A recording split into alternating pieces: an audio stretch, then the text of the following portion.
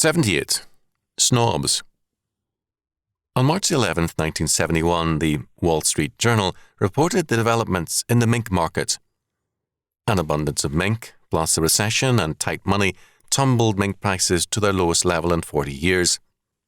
As a result, the Journal reported, whereas 5 years previously the cheapest mink stole cost $600, in March of 1971 the price tumbled as low as $133.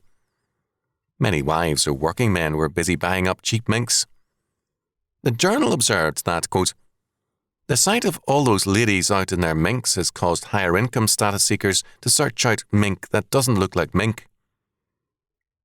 The situation is briefly this. The wives of working men wanted to look like those above them and better than those around them, and the wealthier women were unhappy because women of limited means could now wear mink also.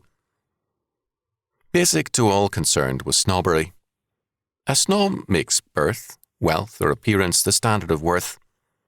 A snob is overbearing and contemptuous to all inferiors and very eager to cater to and fawn over superiors. What makes a snob?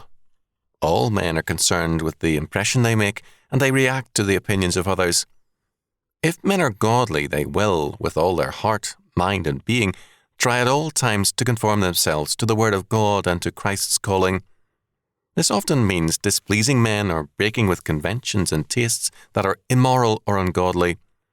This doesn't mean that the Christian tries to be offensive or that he enjoys disagreeing with people. It means simply that God, being his Lord, he conforms himself to the Word of God and to Jesus Christ, his Redeemer. It is thus his purpose to please God. If men will not have God to be their Lord, they will allow men's opinions and standards to govern them, because no man can live unto himself, and we are very much a part of what or whom we love. Snobbery in some form is inescapable in a world without faith. "Would you believe it?" a mother said of her daughter. "My daughter is a snob." 10 years before, as a young girl, she had gone into tantrums if she had to wear the same dress to school too often. Now she goes into similar tantrums if she is asked to wash and comb her stringy hair and wear decent clothing. Then the tastes of a snob required new dresses. Now it requires outdoing others in dirty, casual attire. The clothes had changed, but not her snobbish heart. Appearance was still everything to the girl, and she still despised those who did not conform to the new snobbery.